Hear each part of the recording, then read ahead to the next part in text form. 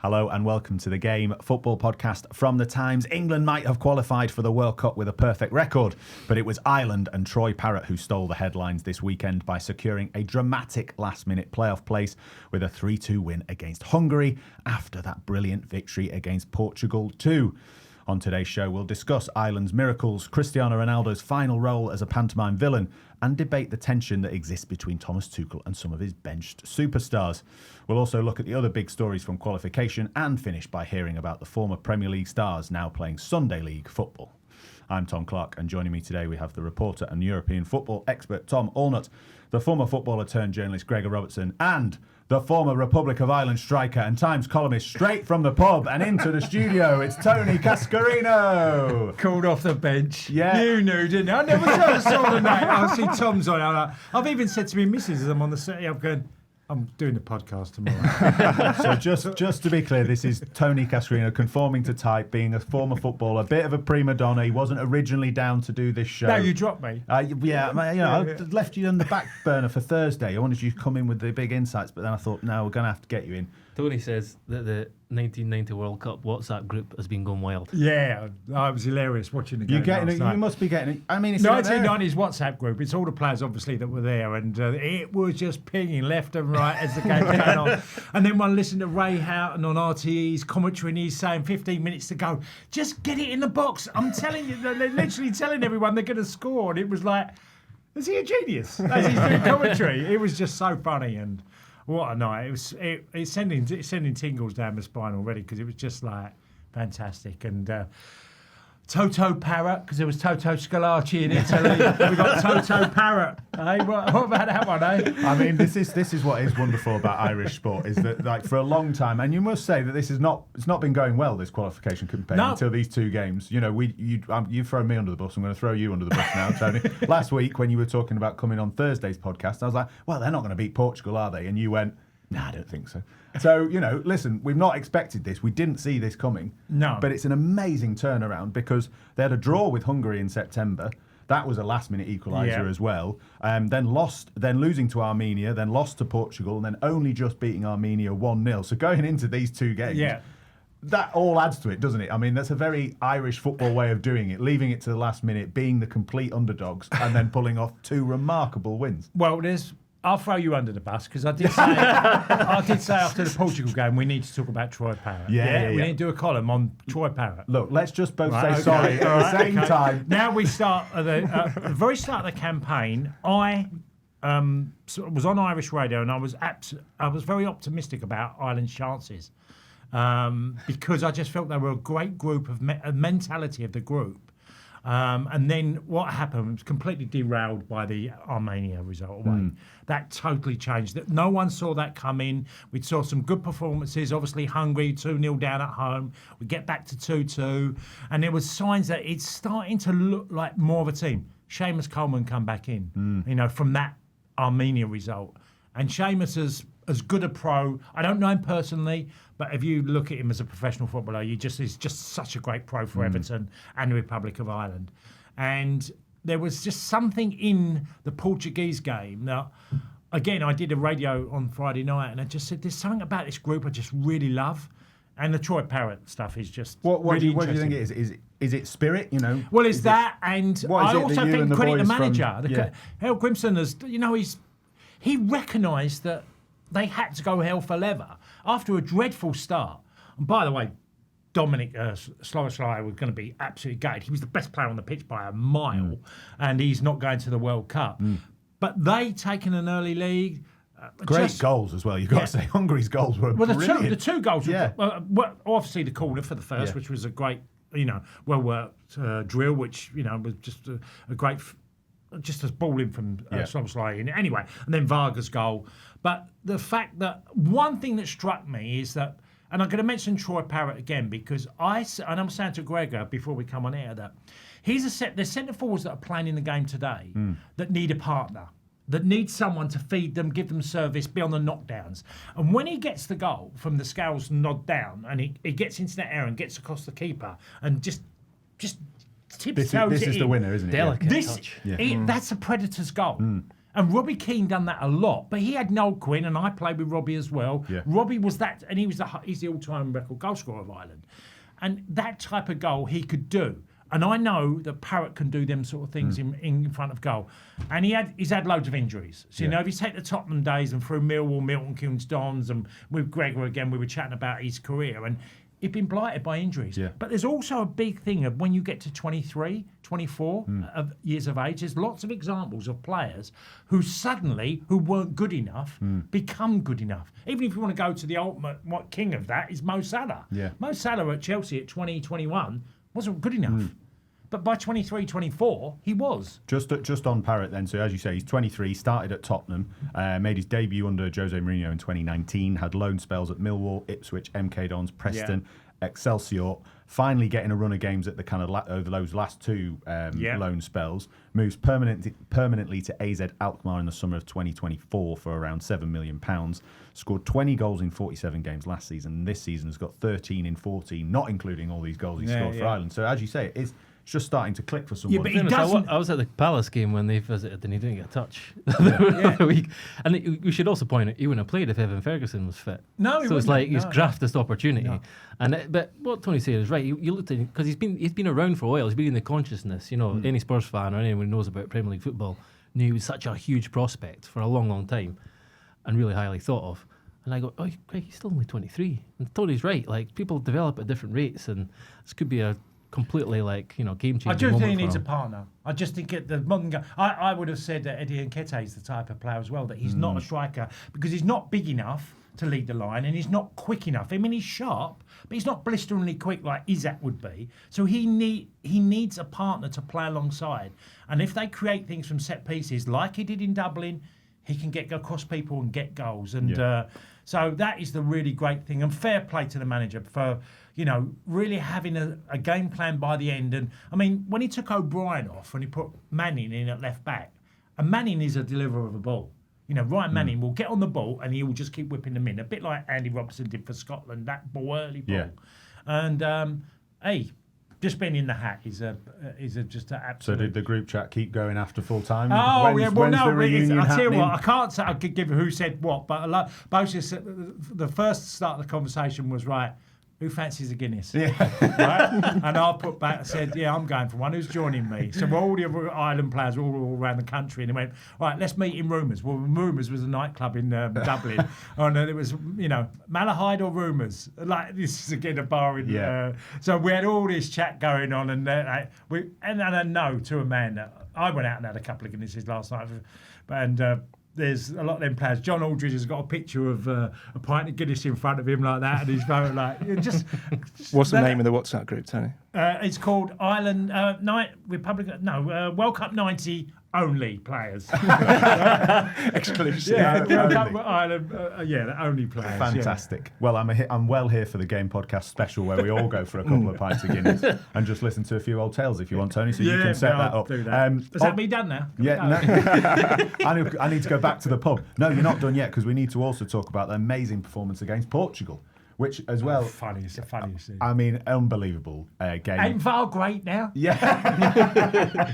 We all love VAR now. As you say, Tony, a 2-0 win, more goals for Troy Parrot, but really this game all about one man, Cristiano Ronaldo. When is it not about Cristiano Ronaldo? Just from the Irish point of view, you mentioned Seamus Coleman already. I loved the highlights afterwards of like Seamus Coleman going around all the players trying to calm them down when you could tell Ronaldo was going to get sent off and all the crowd are going and Coleman's going around going, lads, just focus on the game. You're like, come on, Seamus, for God's sake. We're winning and Ronaldo's about to be sent off. This is the best game ever. This is absolutely unbelievable.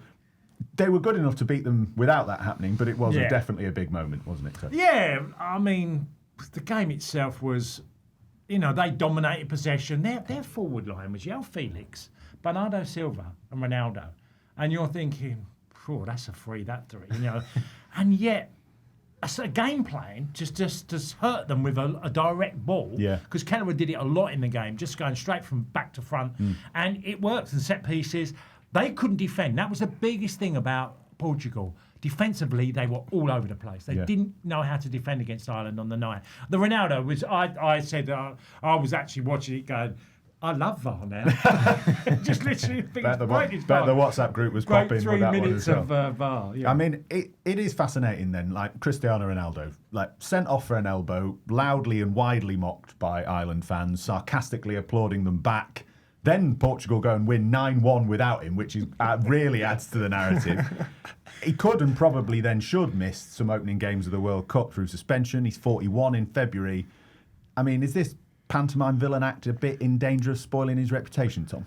I don't think it's going to spoil his reputation because, in a way, I think this is we've known this about Ronaldo his whole career, haven't we? I mean, Ronaldo has never been a sort of a player where, you know, you can rely on him. He's sort of the guy you like. He's always been that villain. And I think he's always fed off it as well. I mean, this was a sort of a supporter's dream, wasn't it? You always have that thing with fans think they can get under a player's skin by sort of, you know, shouting abuse at them, and they think, well, you know, we'll try and get him sent off, rile him up. And usually the player completely just, you know, blanks it, or there's that kind of old line when it made me play better. Yeah. Whereas Ronaldo like delivered that lovely reminder to fans that actually it can happen. You can sort of get a player sent off just by winding them up. But in terms of his reputation, like, this is Ronaldo, isn't it? Like, we've seen him sort of cry at major tournaments when he doesn't score goals. I mean, it was the last tournament, wasn't it, where he was sort of trying to score in that match, and, you know, over and over again was taking all the free kicks and shooting every time he got the ball. Like, he is, you know, a walking legendary tantrum, isn't he? Like, that is what it is, and he has always been that. Walking a lot now. Yeah, he does. But to be fair, like, I understand this debate always about Ronaldo and whether he should play for Portugal, but he scored 14 goals in the last 15 games, you know, and I don't see another striker. I mean, you know, there's Gonzalo Ramos, but he's not really playing for PSG, to be honest. So it's not as if there's a sort of ready-made replacement. And I think most teams going into a World Cup, you've got a player who scored 14 goals in the last 15 games, you say, well, yeah, he deserves to start, doesn't he? The idea is you've got to get players around him that do the job that, you know, can press where he doesn't press and can play where he doesn't play.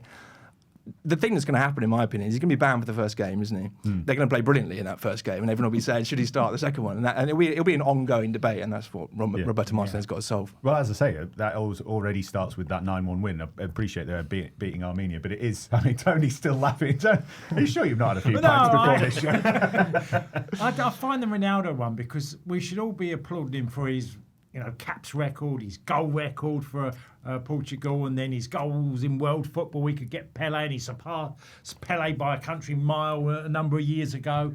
He's done incredible things in the game, but there's something really unlikable about him when he just doesn't feel very humble on any level. It's like Tom said, every free kick he's taking, and, you know, and when they concede the first goal, he's having a go at him, and you think, well, yeah, he's the captain. He's got the right to have a go at somebody, but it feels like I get the feeling that, I don't know, I can't prove it, but it felt like the appointment of Roberto Martinez was Ronaldo wants him in. So he's got to be the manager, because he's not going to drop me, and he's not going to leave me out. Well, and he's not going to, you know. It's funny you say that. The Martinez quotes afterwards were amazing. Did you see these about Ronaldo sending off? Well, he's never been sent off before in 226 games, so I think that deserves credit. Hang on a minute, he just tried to knock someone's head off. Yeah, he said it was harsh as well. And then, today I think it was a bit harsh because he cares about the team. His 60 minutes in the box, being grabbed, being pulled. I mean, put some violins in after this, producer Daniel, will you? Being pushed, and when he tries to get away from the defender, I think the action looks worse than it actually is. I don't think it's an elbow. I think it's the full body. But from where the camera is, it looks like an elbow.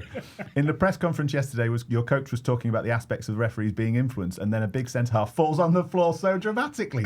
I mean, that could not more buy into, Tony, your idea that Roberto Martinez is like, don't worry, Cristiano, all fine, whatever you want, sir. Like, those quotes are ridiculous, aren't they? Ridiculous. Yeah. David Walsh's column was good as well at the weekend. Yes. He was like, the little story at the end was about General Franco's death, and there was like the civil service were in session, and they were like, pass it on. Franco's dead, and pass it on. And it got round to the foreign minister twice. And he was like, yes, I know, but who's going to tell him? Like, and it's like, it's the same sort of thing. And who's going to be brave enough to say, Ronaldo, that's you done? I loved it even he said, this will be my last World Cup. Like, oh, you're going to the World Cup, are you? Well, that's Ronaldo. Of course he's going to say that. He knows and there is a valid point that Tom has made. I mean, the goals that he's got and in qualification, but you are clearly watching a sportsman that is nowhere near as good as he once was, but can still be a player in the 18-yard box. I just don't think against elite opposition he'll make the same impact. I just don't. We definitely think FIFA are going to see through this suspension, do we, Tom? By the way, because I mean, he should be. He should, and probably Of course get he should. 2 games. Yeah, but you have to be the same as everybody they'll else. find out that they'll follow Roberto Martinez's reasons that it was the full body and not an elbow. It can be one, can't it? It can be one. Yeah. It should be. They'll 2. go down the middle of the road. It should be 2. He should be missing the first 2 games and then probably not playing again. That's what should happen, probably. Yeah. Because Portugal will win the first 2 games. I've still got as 2 you match said. ban. Have you? To serve. Is that why you knocked it on its head? Well, I retired at Turkey and then I got too much ban, so I can never be called up again. Should we start a petition? If they make it to this World Cup, should we start a petition to get you back in the squad as like a 27th man? Oh, I'd love to go. Get all the boys involved as well. Just a little bit of funny geekery I noticed in the 2 team lineups as well from the Armenia game. Portugal's forward was G. Ramos and Armenia's forward was G. Ranos. Love that. It's close. Really love that. Really love that. Very interesting as well, just very quickly on Italy, beaten 4-1 by Norway. Erling Haaland scoring twice. Italy into the playoffs and therefore in danger of missing their 2nd World Cup. I mean, the only thing that slightly redeems Italy for me is that the fact that the manager is Gennaro Gattuso, which I think is fantastic, and that would be a fantastic thing to see at a World Cup. But Tom, I mean, this would be basically scandalous, wouldn't it, for Italy to miss 2 World Cups, which from our point of view as a neutral, but also in that country, that would be disaster. Is it scandalous? I think Italy it is. don't play at World Cups anymore. I'm so upset about the idea of Italy not being there. That blue kit, everything about them, just watching players go and do the, well, come on, ref. Like, it's not a World Cup without Italy there doing that. But they've missed the last 2. So I mean, you look back now and you think that Euros win they had against England just feels like a complete asterisk, doesn't it? In the middle of this period of sort of 10, 12 years now of Italy, where the national team has been a complete, disappointment all the way through. They had this one brilliant tournament where they sort of happened to beat England in the final.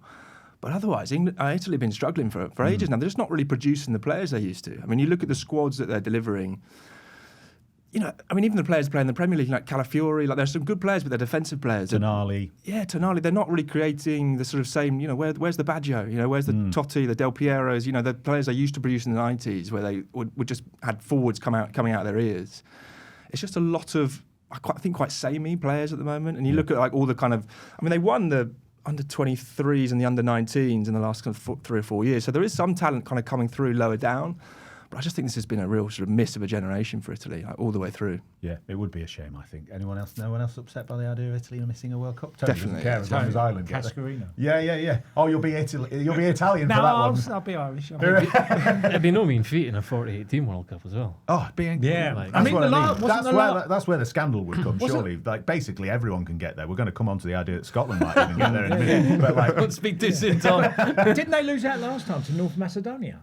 Yeah, Yes. they did. I mean, that was the one they I think got they in the could get them knockout again. I phase, might the be wrong. playoff. I've read that somewhere. I think they could possibly get them again. yeah, Ian Hawkey wrote an excellent piece on Italy's woes on the Times website over the weekend. Make sure you dig it out. It explains it in even more detail. As I said, Gregor, Tuesday night, the big one. You think Tony's had a big time.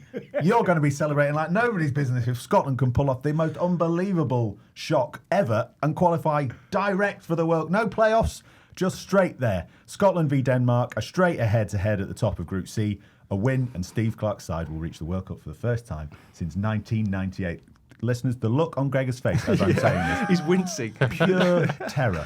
Pure terror. There's so much conflict going on. It's like this whole idea that we're becoming lucky, but there's still a game to go. We can still become unlucky again. Revert to type quite easily. So, yeah, it's like, and then you kind of think we've been used to, inglorious failure, and it's like, are we going to be inglorious, success now? Is that what we've pivoted to? And but we're still not there yet. So before you were like, plucky and heartbroken, and now we you're play well and lose to crap 90 and lucky. Yeah, I'll take it all day, all day long. Because my God, we were crap in that first half. Yeah. Awful. And then first half injury time came along, and we've got 3 chances, missed them. And then started the second half brilliantly. Missed a bunch of sitters again, and then they scored 2 goals, and you're like, that's that done. And then just bonkers, absolutely bonkers the second half when you found out what was going on with the Belarus game, and they were beating Denmark, and then we got a goal back, and then it was a draw, and then basically just to find myself refreshing the screen on my phone for like 5 minutes at the end to find out the score and confirm the draw. So you've got Tony Cascarino sat chatting with the boys going, we're off to the World Cup, lads, who wants a pint? And it's just you sat on your own going, oh my God, what's happening with Belarus? I can't Basically, that's what Scotland reduced me to, yeah. So not confident in any way, shape or form. Home match. One thing I loved though was Steve Clarke at the end. Like he just like saying like we've got to believe in ourselves more, and he's right. I'm like, good luck, Steve. Good luck with that. You just told him they were crap. Well, we were. And he said at the last game, he said because he became the long. He played the manager of most games. He went past Craig Brown in the last camp, and he was like, "This was the worst of my entire tenure." And he's like, "I'm scratching my head. I don't know what's going on." But he said, he had a quote after this game. He's like, "We need to play with the anticipation of success and not the fear of failure." Like that's quite poetic for Steve Clarke, and he's right. Like he's really what he's doing there is trying to G up Hampden, because Hampden booed the last thing, and that's never happened. Like we're kind of used to the possibility. Well, indeed, we're used to getting to tournaments now. We've done it, for a couple of Euros, and he's saying to Hampden, "We need you."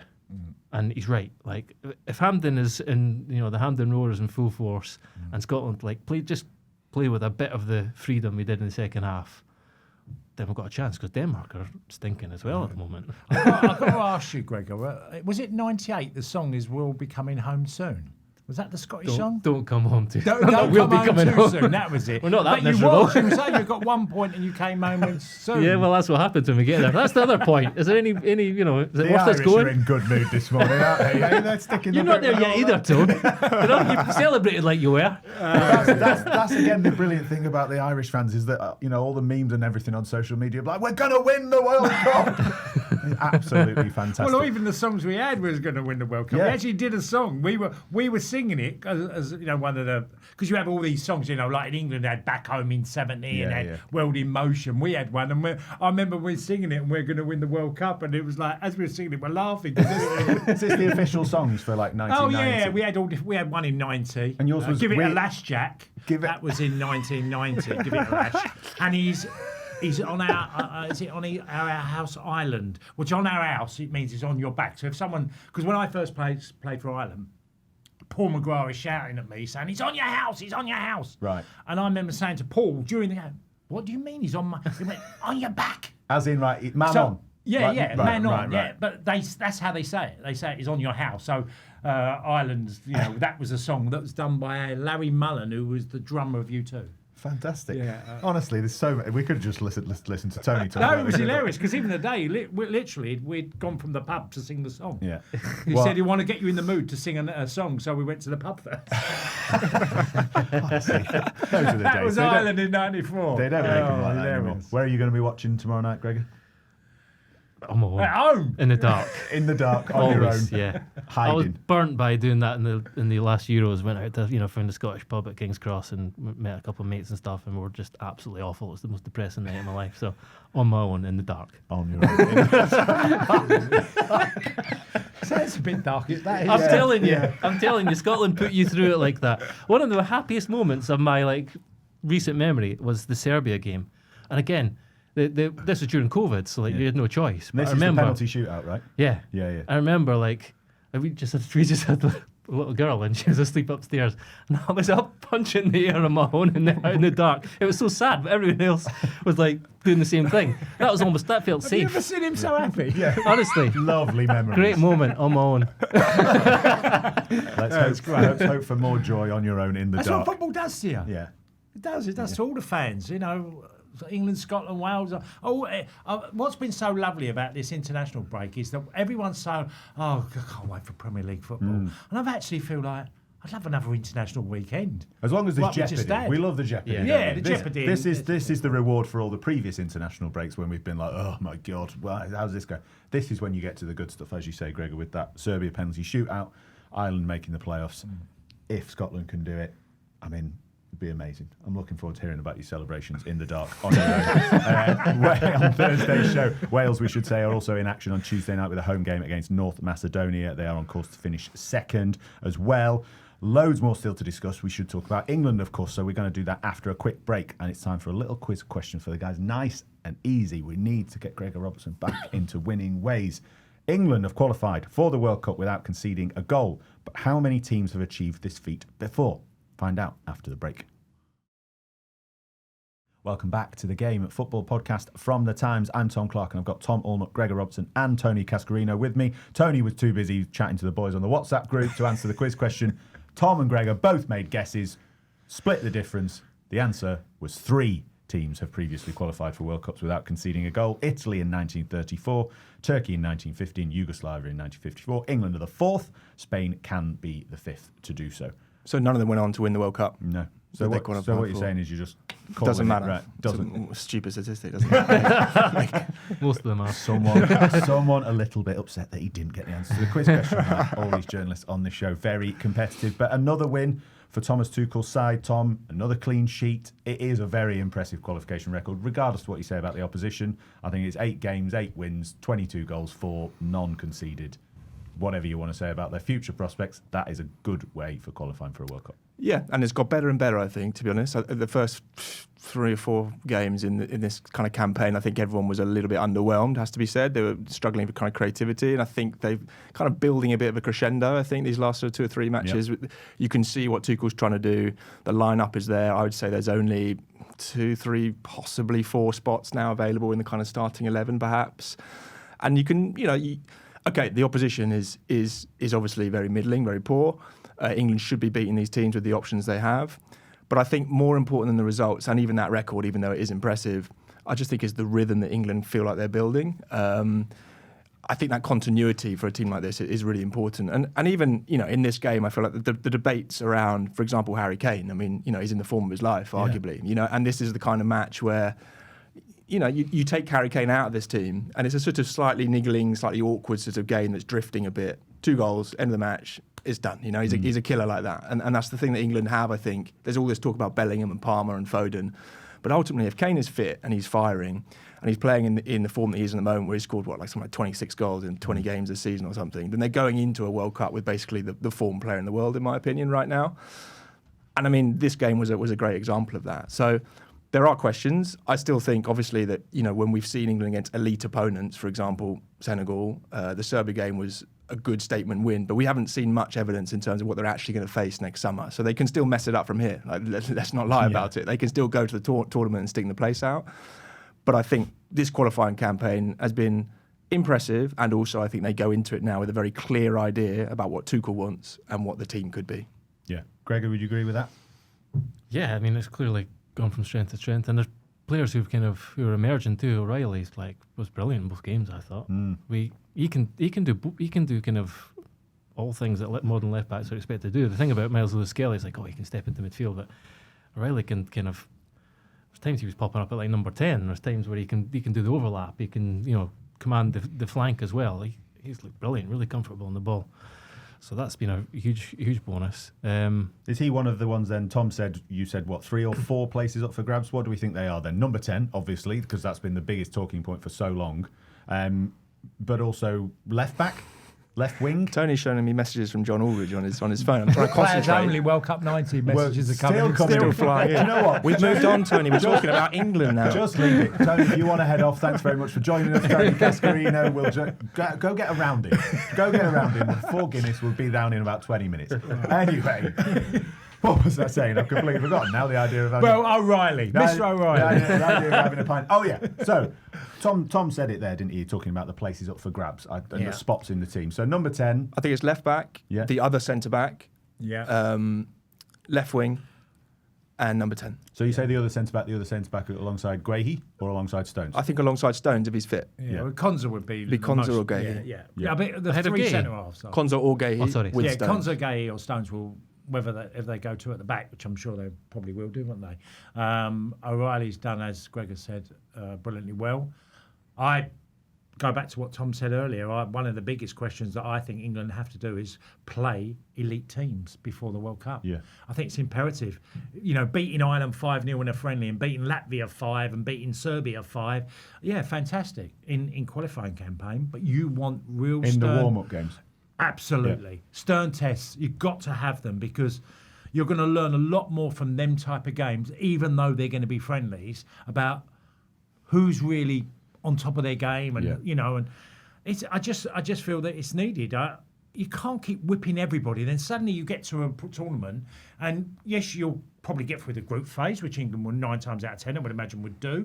But then suddenly you come up against a really well-drilled team and know exactly what you're about and then give you different problems. England have to face that before they... I think when France won it in 98, they played I think it was Italy away and lost 4-1, or Germany away. They had and I remember, I'm going to name drop here. Emi Jackie, his son was at Nancy when I was playing my final years in Nancy, and he came in and we were sitting in the dressing room talking, and he said, I want tough games before the tournament in France. He said, we've got to have it. We've got to play very good teams before we play, because, to win it, we've got to find where we are, because you can beat a lot of these teams. Yeah. England have had an absolute stroll. I've never known a campaign where it's to think that England haven't conceded. Is that not because they are one of the best teams? I mean, Yeah, they're they going to are. be one of the favourites, aren't they? Yeah, for of the World course Cup? they are. Of course they are. I mean, it'll be a massive challenge in America because of, how the African teams will get there and what they'll be like, and what the South Americans and then the top European teams. But you've got to have tests. You have to have stern teams to play against who are going to give you problems. And the heat. I mean, we're going to talk about the heat a lot. Obviously, in the next 6 months, there's going to be all these things. It was a nightmare in But '94. yeah. We played Mexico at 12 o'clock midday. How hot? How hot? It was 112 degrees. Yeah. At 12 o'clock. I mean, I'm sure that because of the Club World Cup last year that they are recognising that certain games are going to be scheduled differently, but there's still problems. The weather is very changeable and very hot and very rain, storms and, different issues to deal with. So I think there's a lot to be said for England having a tough amount of games before they actually go. It's even a good thing not conceding a goal, because you go to the tournament and suddenly, you concede a goal in the first 20 minutes. You don't know how to react. We haven't done this for 18 months. I know. I mean, it's a silly point, but it is that kind of thing where you're not used to kind of certain I think game it's situations. interesting, It's part of it. Right? What do we do now? What do we do now? Well, Yeah. This has never happened before. Greg is sitting there thinking it's Never happened to me. I was waiting for the question. I would I mean, never to be say fair, they anything gave like them a few opportunities against Yeah. Albania. Dan Burn did in particular. I mean, Just, don't want to just be down on Dan Burn, but I don't think he should be going, to be honest. no, his kind of narrative trajectory is a strange one, isn't it? It picked at the start, big guys, and oh my God, Dan Burns in the England squad. And you're like, by the end of it, you're like, thanks, Dan. Cheers, mate. Nice. Well, Good Jordan lad." Henderson's a little bit there now as well, isn't he? Where he's You think- in the squad, but he's there, but you don't feel he's going to play. There's so many other Which players. has often been the thing with Henderson. He's there for the leadership off the pitch which and is- in the dressing room and all that kind of stuff. So just going back then, which other position? Left wing? Yes. Up for grabs, Marcus Rashford against Anthony Gordon? Is that the kind of... I think so, and possibly Eze, but I think Eze is more of an option off the bench. You know, coming on, he did bring him on to the left wing, and he obviously did great in the game the other day. But I think as a starter, you want that width, which obviously we know from the previous tournament. You really need that, left footer as well. I think Gordon hasn't had a great start to the season, so I think Rashford's probably the one with the shirt, if you like. But I think if Gordon has a good end to the season, then he can also bring it there. Long time. Anthony Gordon fan club over here, Yeah, Greg? no, I think Gordon would be the one if the World Cup started tomorrow and everyone was fit. Do you think so? so? Gordon, yeah. I was thinking about the point you made on last Thursday's show about Gordon's effort defensively and his work rate being slightly better than Rashford's, that being the concept. But surely in the group stage, we might be playing teams that England are going to want to be front foot. Would you not then go Rashford and then maybe have Gordon as the option for when you're playing the tougher teams? No, for me, I don't think their approach will change dramatically in terms of they'll still be trying to press high, and that's what Tuchel said. They want to be great and then like in the opposition's face and press very intensely. So I think Gordon is a big part of that, and I think he's so positive when he gets the ball too. He's like direct and got a lot of drive. So I think you saw that with Bellingham too. Like we've had this whole conversation about Bellingham for so long. Yeah. You just see that every time he gets the ball, he wants to make something happen. Yeah. Like even for the second goal, it could have possibly been a foul, but he won the ball back, and then he didn't just play a safe pass. He played that kind of, I think it was into Foden, wasn't it? And Foden got in the turn. Every time he gets the ball, he looks forward. He wants to make something happen every single time. Even when he's playing, like there was times when after the first goal went in last night, where they were just playing little, like Elliot Anderson come on as well, and they're just playing little passes, like little triangles and stuff.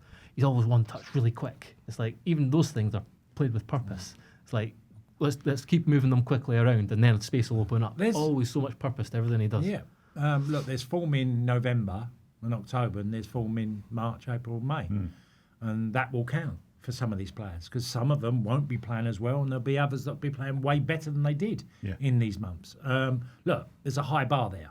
England have got an unbelievable luxury of players. I look at the England team and think, you can literally double, treble up on every position.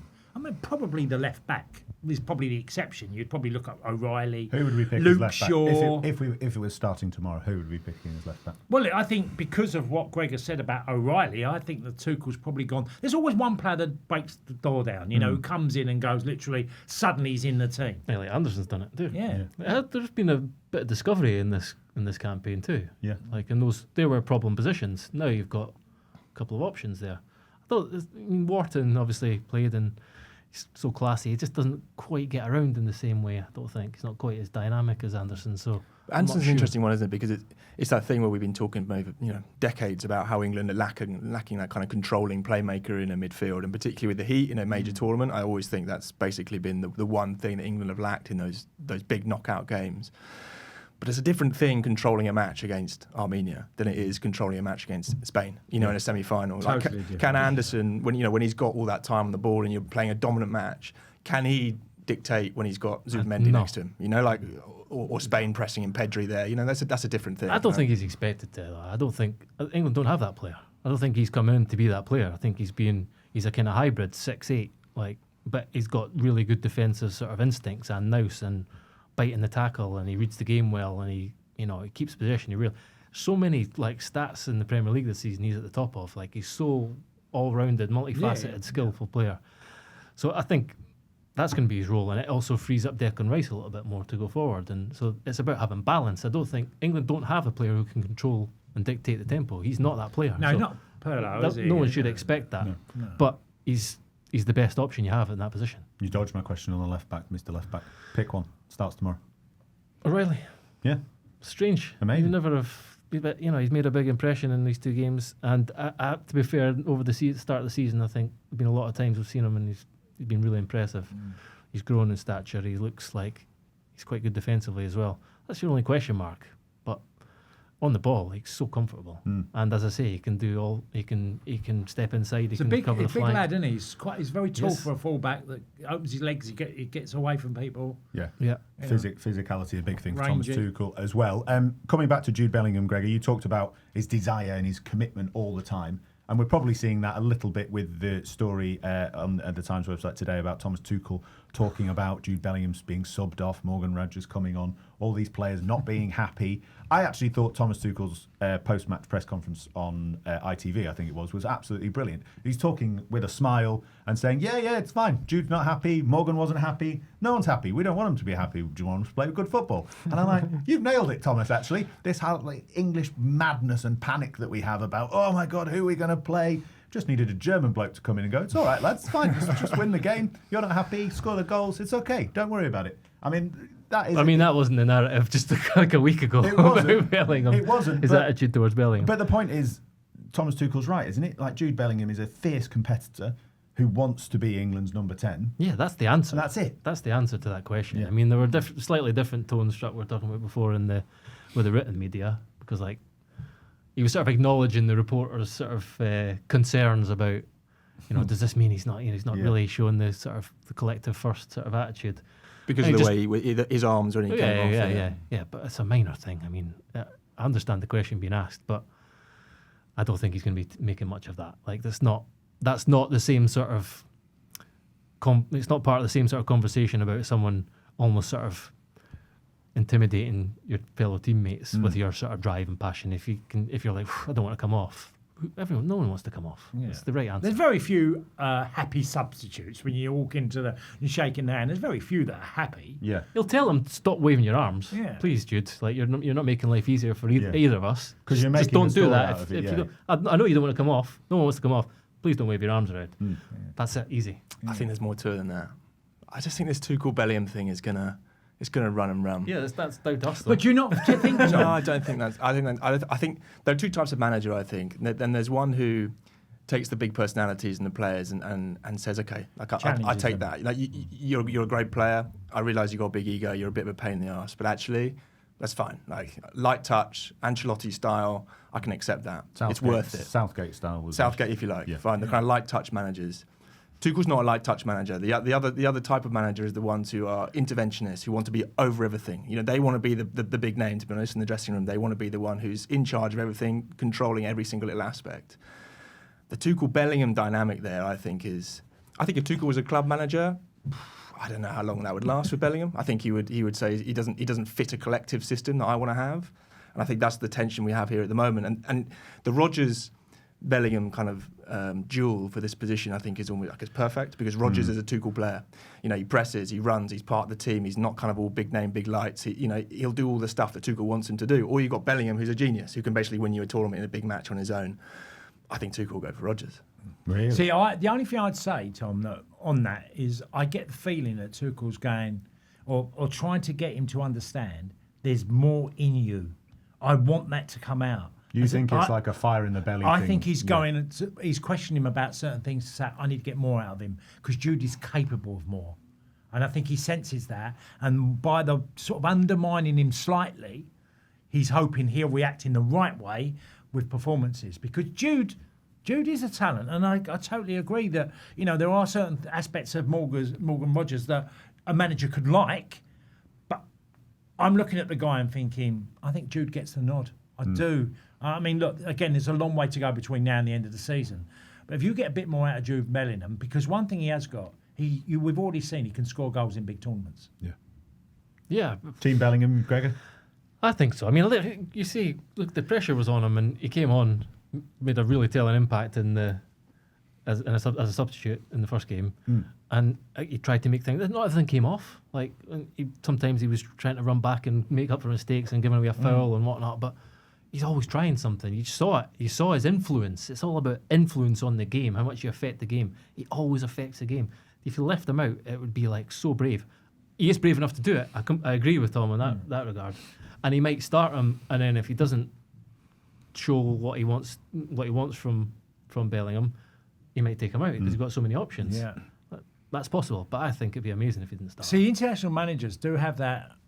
And I, again, going back to the old Ireland days, that Jack would see things that he didn't like.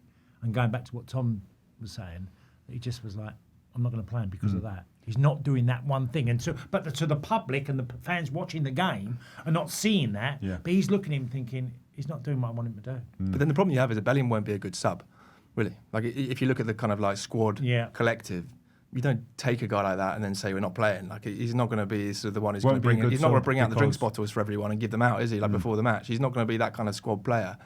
So that's also a thing. Like, you sort of think, well, and I'm not saying you don't take him at all, but I think it's a difficult thing to judge because if you don't start him, you're almost creating a bigger problem even than if you do. You know? Yeah, absolutely fascinating. Go on, Tim. No, I was going to say there was two things I was told to do, and they're quite weird. I was told by Big Jack when I was challenging for the ball against Jurgen Kohler for headers when the ball was being played long. Yeah. No, right? Told his mates. He was saying to me, I don't want you to win it. And I went, what do you mean? Surely I've got to try and win it and flick it on. He went, no, I want you to challenge. So when the ball, it just drops, because I'm going to get a midfield runner, whether it's Roy Keane or whether it's Townsend, I'm going to get them to make a run into midfield. To win Man United the drop ball.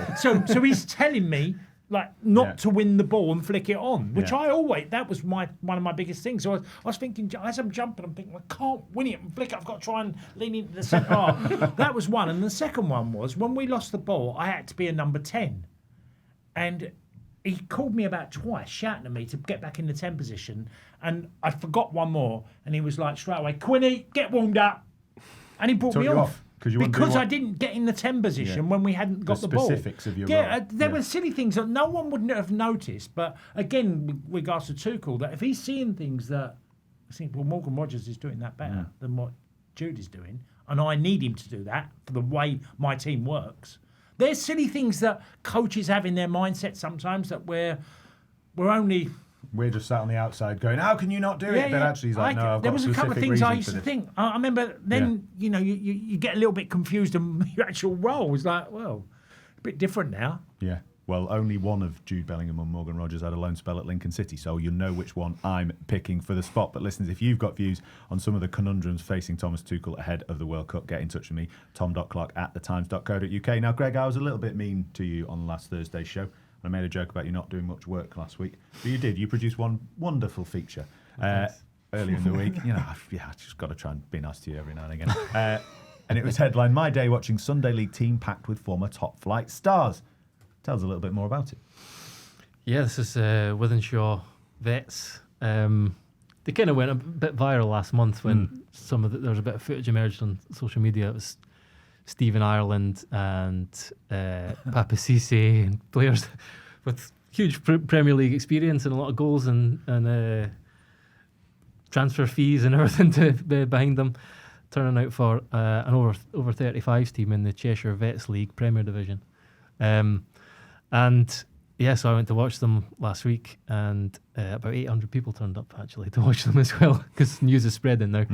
And yeah, looking at the picture now, there was Cisse, George Boyd, who used to play for Hull and Burnley, Maynard Figueroa, 180 caps for Honduras. Wigan of one of those, that brilliant great goal from the halfway Wigan, line. Stephen Ireland, Danny Drinkwater, Premier League winner. And then they had on the bench Jefferson Montero. Anyone remember?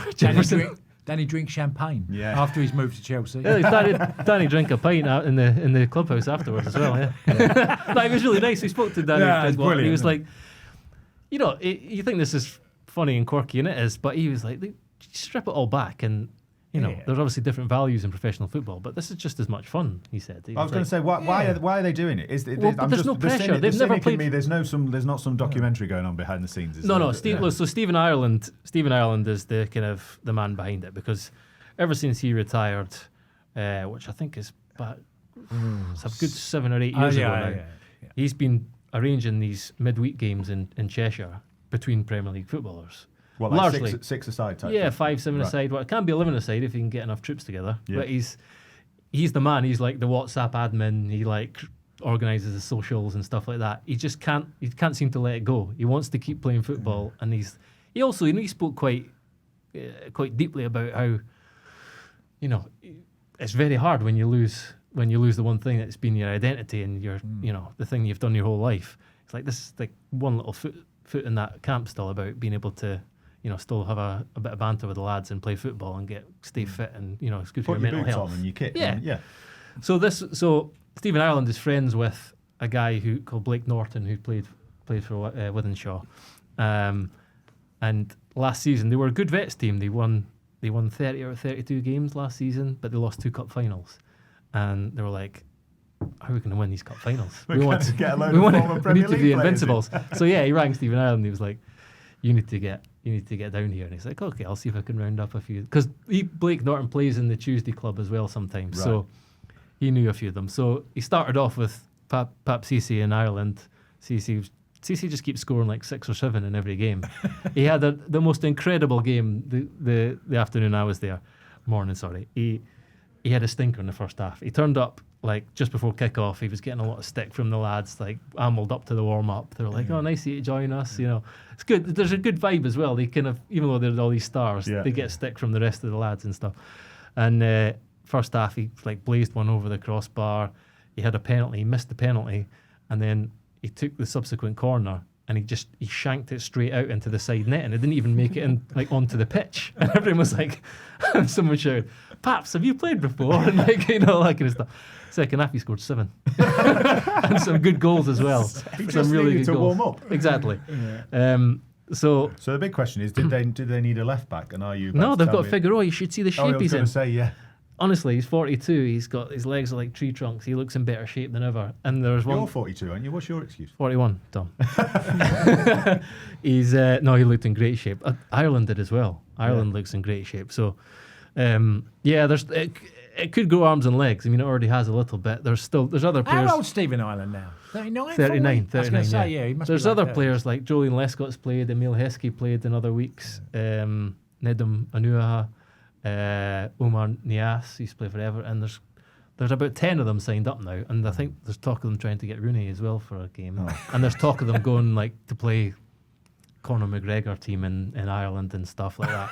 So it could grow arms and legs, but it was nice just being at a local game like this is a Sunday league game, over 35s football, and actually also seeing the other. You'd think maybe the opposition would be like, their noses put out a joint a bit, going, what's this all about? But they loved it. Yeah. Well, I was going to say that one of the big advantages of Sunday League football is that like you hope you're playing against a team who are turning up with 9 men, or like haven't got their goalkeeper or their star player. But I presume every single opposition who's playing against this lot bring out their best players and full squad. Yeah. They're not going out the night before. We need to level the playing field a bit, don't we? We need to get a few other teams in the league. I bringing couldn't around think some of the boys. anything worse. I was going to say, did you not? Oh, God, you no. never fancied it. No.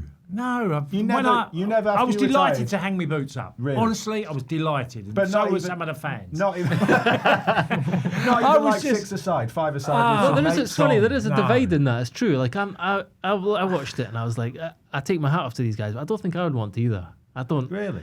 Yeah, I mean, So you weren't watching it, and I'm not joking here, but you weren't watching it thinking I could play this. Yeah. I could play here. yeah, of course I could play, but Yeah, I, but you I didn't don't want really to. want. No, like I watch professional games, and the thing I love and miss is the competition. Yeah. You can't replace that. This isn't really competitive. I mean, there are competitive moments, and it's like both teams want to win, but they won 13-0. Like, That's what I'm saying. It's- you it's- need to go and see, join a they're doing rival this team for the and get a fun. few of the lads in. they're doing this for the fun. Professional football wasn't always fun. It was about winning. See, I know if I played, I'd be outstanding. The problem is everybody else would be outrunning. Very good, Round up, Tony. round up in that Very time, good. Sorry, that's an old You've one. definitely had a few pints before this. Absolutely certain of it. I couldn't think of anything worse, Tom. Honestly, Really? I'd be I'll watch. So you never, I'll watch so and I'll have a drink so and from have you a. retired, you never played any form of football ever well, again? yeah, Five I did. aside, I played. six aside? I got asked to play for Marseille against PSG, right, in a friendly. Right. There was 20,000 people there. Well, like right? a Legends game. Legends game. Yeah. I'm playing up front with Jean. I'm going to name drop again. Jean-Pierre Papin. Oh, love right, it, me and love it. Jean-Pierre up front. Yeah. He scores a hat trick in the first half. How old were you at this point? I was 39. So, like, a 39, couple of years yeah, after you retired. 39, Yeah. stroke nearly 40. He scores a hat trick in the first half. And then we got one of our players who won the Champions League with Marseille, but played for Paris Saint-Germain. So he said he was going to play for PSG in the second half. And Jean-Pierre Papin said, well, if he plays for them in the second half, I'm not going out. Good on him. See, Right? you can be Right? competitive. And I'm saying, Jean-Pierre, it's only a Vets game. And he went, if he's going to play for PSG, I'm not going out. And he got a hat-trick. So, and I said, well, if you don't go out, I might get an hat-trick. And he went, I'm going out then. He scored 7 in the game. Seven in the game. And he was like, honestly, and I knew a bit about Papin because players had told me at Marseille, said he was the type of striker that if Marseille lost 3-2 and he scored 2, it'd be big smile in his dressing room and happy. But if we won 3-0 and he hadn't scored, he'd be literally moping in the corner. And he was the typical striker who is the most selfish sort of, but he was an unbelievable goal scorer. That was the only one I really played, Tom. And that was That's a pretty good Vets game to play. But when was I PSG think. in Yeah. Paris, PSG, and it was more Marseille Marseille fans. with Jean-Pierre Papin. Yeah, That's a pretty good reason to get the boots on. Tom, if we were Sunday League teams, who would you want, Gregor or Tony in your team? Do you think? I don't like Tony's attitude. To be honest, Too big time. I'm more of a sort of too cool Sunday League manager. I know that Gregor would be there, like helping with the nets. Like he'd put his socks in the He's right way not. out. He's a bit like of a in the prima back. donna, you know. Whereas- It's like- Yeah. Tony's one of the guys No, who you're like chuck just- muddy socks in, like with the No, wrong he's way trying to out. make a statement. He's nailing me. Leaving the big name. The advantage with Tony is though that he can cut everyone's hair before the match starts. That's why I'd go Cascarino. Quick short back and sides for the lads. Shampoo and set, Tom. Tidy everyone up, and then he'd go out and he'd score 7 as well. I'd go Cascarino over Gregor every single day of the week. Listen, if you want to choose between Gregor or Tony for your Sunday League team, we can petition to make it happen. Did you play non-league, Gregor? No. I played non-league before I played professional. Yeah. No. You were more of a grafter, worked your way up, didn't you? I could have. I hung my boots up and came here instead. Thought I'd be a journalist for the Times instead of being a footballer in non-league. But yeah, as I say, get in touch with me, tom.clark@thetimes.co.uk. We'll see if we can make it happen as a special charity game. No guarantees, but we'll leave it there. Thank you very much for joining me, Tom Allnutt, Tony Cascarino and Gregor Robertson. Thank you too for listening. Me and Gregor will be back with an EFL show in the week, and we'll see you for the regular show on Thursday.